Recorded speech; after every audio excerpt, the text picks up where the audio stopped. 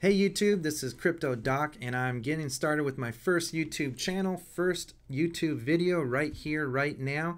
And I want to talk a little bit about what this channel is going to be about. First, for the next couple weeks, I'm probably going to shoot a video each day to document where I started and where I am now, how I thought about it, what I was worried about, my questions that I had, how I got the questions answered, and how I went from, my first step, which is what we're looking at here, Coinbase, to now I'm on, 10 different platforms and multiple wallets and mining contracts and other blockchain technologies and alternative coins and all these things. I got started just a few weeks ago on Thanksgiving. Did you get started recently? I think a lot of you that might be watching this probably got started very recently, maybe in the last few weeks, maybe in the last few months. I think a lot of us are just jumping on board with this. But what I wanted to do is when I got started on Thanksgiving, my sister told me about it. And since then, I've jumped all in. I've really been studying my butt off. I've been learning from other people. By no means am I a master. Let's just put that out there right now.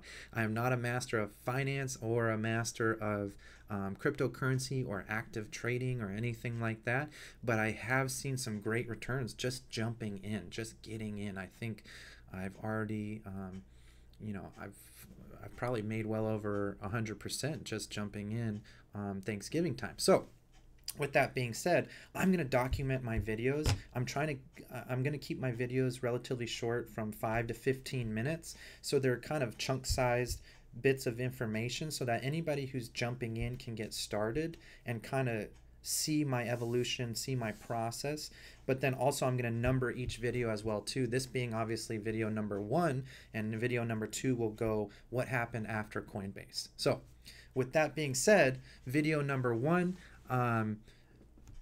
the first step was Coinbase.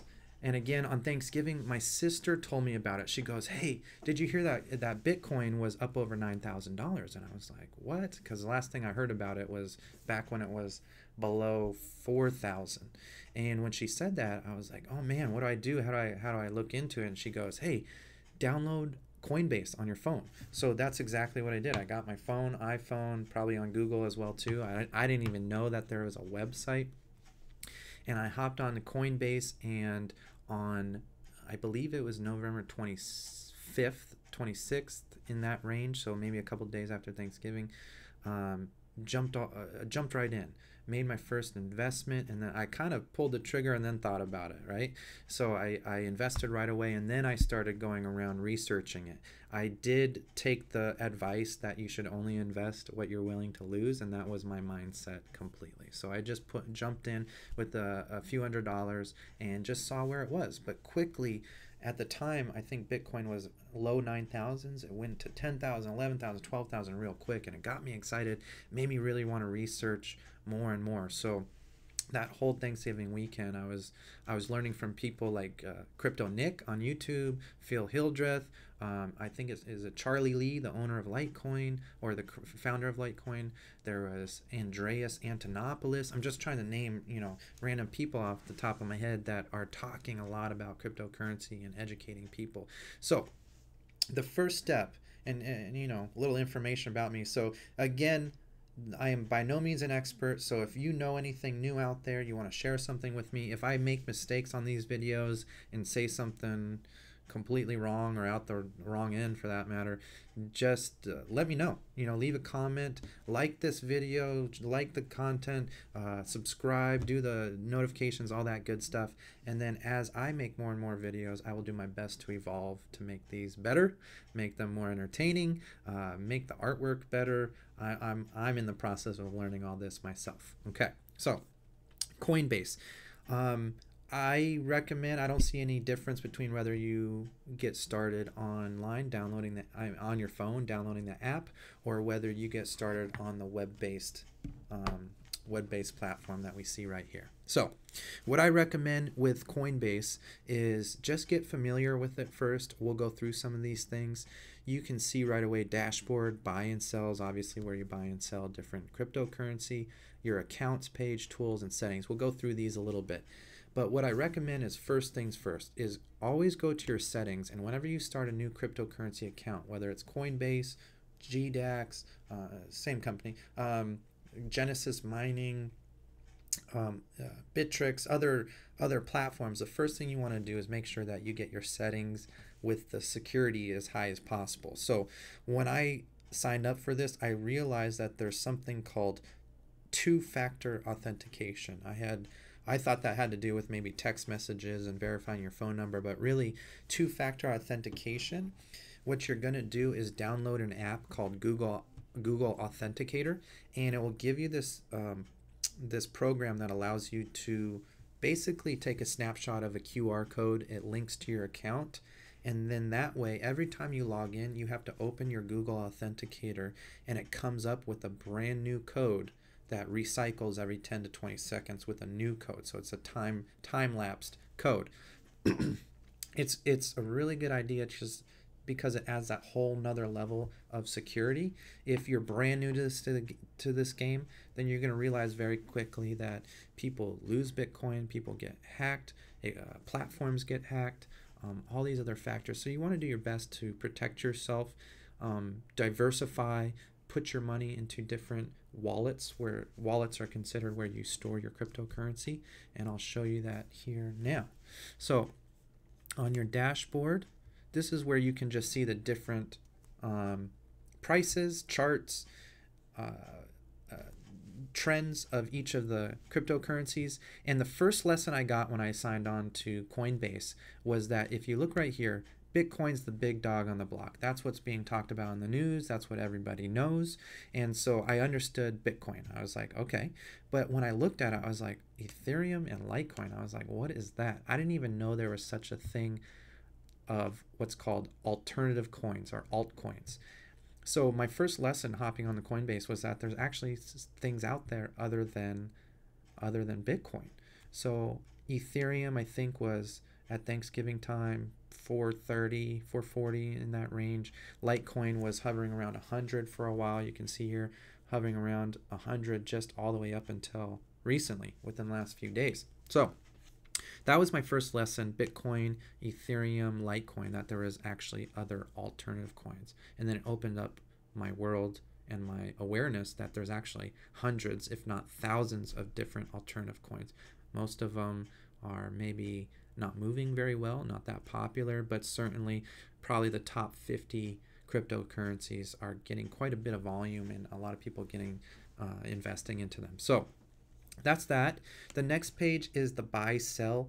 I think one thing you need to know about Coinbase is that there are relatively high fees. High fees to bring money in from your bank, high fees to transfer Bitcoin out of, or Bitcoin or any of the alternative coins for that matter, out of Coinbase. So some strategies we'll get into in future videos is to actually transfer from here to GDAX, which is a sister company of Coinbase. Coinbase really owns both of them, but GDAX is another platform where it's a little bit more complicated. We'll talk about that in the future.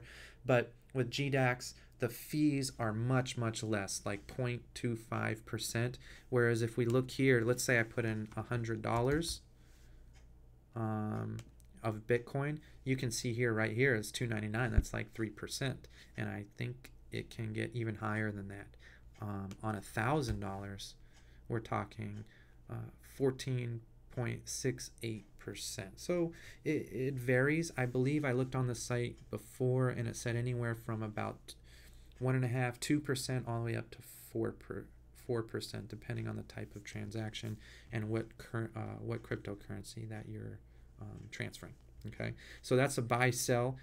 Keep in mind, I think it's okay to just make your purchases and things through Coinbase when you're jumping right in. I think it's an easy way to learn. Okay, yeah, you pay a little bit more in fees right now, but it's part of the, I guess, part of the learning process. I'd rather you get in the game, because potentially you can make a lot more than a couple bucks just getting into the game, than waiting 2 weeks before you even jump in. I'd rather you jump in now with something you're willing to lose, just to be a part of the game, and then you really learn a lot by doing. in this space. Okay, so the next thing is your accounts. Is really cool here because you see the different wallets, and again, these are basically where you store your cryptocurrency. There's multiple different forms of wallets. There's USB device type things that you're called hardware wallets, where you take it offline so that no one can really hack into it.